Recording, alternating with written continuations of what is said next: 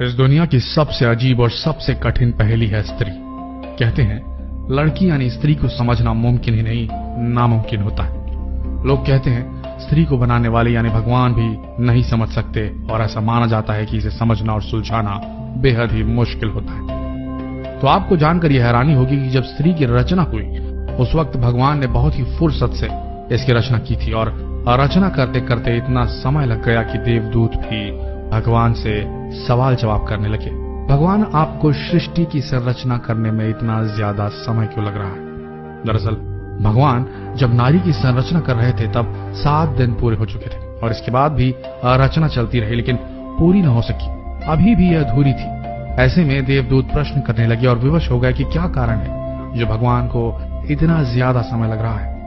आप भी इस दिलचस्प सवाल को जानिए जो भगवान और देवदूत के बीच हुआ और देवदूत के प्रश्नों के भगवान ने क्या अद्भुत जवाब दिए। बहुत सी पहेलियां आज भी मौजूद हैं जिसका कोई जवाब नहीं। जैसे संसार में स्त्री पहले आई या पुरुष, इस पहेली का जवाब किसी के पास भी नहीं। कहते हैं जब भगवान ने स्त्री की रचना की तो उन्होंने बहुत समय लिया और भगवान के साथ ही यानी देवदूत जी भगवान से प्रश्न करने लगे। उन्होंने कहा, हे प्रभु, आपने 1 मिनट में दुनिया बना दी पर स्त्री को बनाया आपने बड़ी मुश्किल से। आखिर इतनी मुश्किलें क्यों हो रही हैं? इसे बनाते आपको इतना वक्त क्यों लग रहा है? देवदूत के इन सवालों को भगवान ने कुछ ऐसे जवाब दिया जो हम आपको बता रहे हैं। सबसे पहला प्रश्न देवदूत ने भगवान से पूछा, हे भगवान, आपको इस रचना में इतना समय क्यों लग रहा है? इससे पहले आपने किसी भी रचना में इतना वक्त नहीं लिया।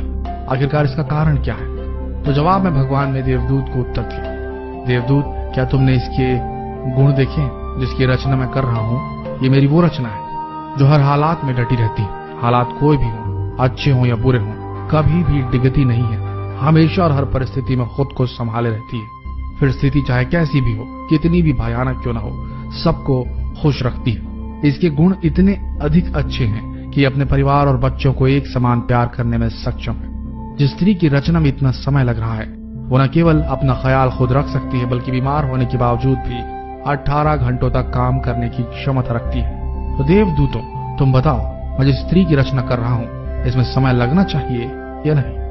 देवदूतों, इसमें मैंने इतना प्रेम डाला है कि पूरी दुनिया एक तरफ हो जाए और स्त्री का प्यार एक तरफ हो जाए, फिर भी स्त्री के प्रेम में कभी कमी नहीं आएगी। देवदूत जब भगवान की बातें सुने तो वे हैरान रह गए और भगवान से पूछने लगे, क्या ये स्त्री जो है वो सिर्फ अपने 2 हाथों से इतना सारा काम कर सकती है? तो भगवान ने इसका जवाब दिया, देवदूत, इसी कारण तो ये मेरी सबसे अद्भुत और सबसे आश्चर्यमयी रचना कहलाएगी। ये सब सुनने के बाद देवदूत ने पास जाकर भगवान के द्वारा बनाई गई अधूरी रचना को जब हाथों से छुआ और उन्होंने उनके गाल पर हाथ लगाया तो प्रभु से बोले, हे प्रभु, ये तो बहुत नाजुक है, ये कैसे इतना सब कुछ कर पाएगी? तो भगवान हंसते हुए कहते हैं, हाँ, तुम सही कह रहे हो देवदूत, ये बाहर से जितनी नाजुक समझ आ रही है उतनी है नहीं। शरीर और स्वभाव नाजुक जरूर है पर अंदर से उतनी ही मजबूत भी है। देवदूत, आपको जिस प्रकार से आश्चर्य हो रहा है उसी प्रकार से सभी को होगा, लेकिन इस रचना में यही गुण है, जितनी ज्यादा नाजुक है उससे नाजुक कोई और रचना होगी भी नहीं और ये उतनी ही ज्यादा मजबूत है नाजुक होने के साथ, लेकिन अवसर आने पर जब जैसा होगा उसी में ढल जाएगी। अर्थात ये कोमल है, लेकिन देवदूत इसको कमजोर समझने की गलती बिल्कुल मत करना। ये जितनी कोमल दिखती है उतनी कमजोर है नहीं, ये बहुत मजबूत रचना है। देवदूत इस रचना को लेकर काफी ज्यादा उत्साहित होने लगे और देवदूत उत्साहित होकर ये पूछ बैठे, हे प्रभु, स्त्री कितनी भी मजबूत हो पुरुष से तो कमजोर ही होगी ना, और क्या ये सोच भी सकती है? तो भगवान हंसते हुए कहते हैं कि पुरुष से मजबूत और पुरुष से आगे भी है, क्योंकि इनकी सोचने की क्षमता के आगे पुरुष हार जाता है। साथ ही प्रभु ने जवाब दिया, ये न केवल सोच सकती है बल्कि सभी समस्याओं का बहुत ही अच्छे से मुकाबला करने में सक्षम रहती है। इसके बाद देवदूत ने भगवान के साथ क्या किया, इसको जानकर आप वास्तव में आश्चर्य में पड़ जाएंगे और जो उन्होंने किया उसको जानकर भी आप भावुक होने पर मजबूर हो जाएंगे। तो जानते हैं आखिरकार क्या हुआ? दरअसल हुआ ऐसा कि जब देवदूत ने भगवान के द्वारा बनाई गई स्त्री रूपी रचना के पास जाकर स्त्री के गालों को हाथ लगाया तब उन्होंने कुछ पानी जैसा प्रतीत हुआ। तो उन्होंने पूछा, हे भगवान, ये इस रचना के गालों पर पानी जैसा क्या प्रतीत हो रहा है? भगवान ने कहा, देवदूत, ये आंसू। तब देवदूत ने बहुत ही हैरानी के साथ भगवान से पूछा, आंसू?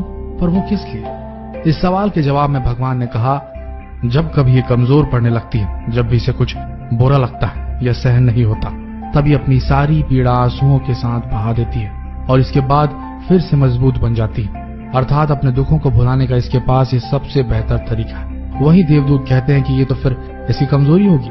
तब भगवान ने कहा, नहीं देवदूत, यही इसकी ताकत है। देवदूत ने ये सब सुनकर कहा, भगवान आप तो महान हैं। इस रचना को आपने सब कुछ सोच समझ कर बनाया है। इस रचना में तो सब कुछ मौजूद है। इसके बाद भगवान कहते हैं कि ये स्त्री रूपी रचना हमेशा अपने परिवार की हिम्मत बनेगी और हर परिस्थिति में निश्चल रहकर समझौता करेगी। इसके बाद जब देवदूत ने कहा, हे भगवान, इतने गुण होने के बाद तो अब आपकी रचना संपूर्ण हो गई होगी। तो भगवान ने इसका जवाब दिया, नहीं, अभी इसमें कमी है, और वो ये है कि इतना सब कुछ करने के बाद अपना ही महत्व भूल जाया करती है, और ये कितनी खास है, इसमें क्या गुण है, इसे खुद पता नहीं होता।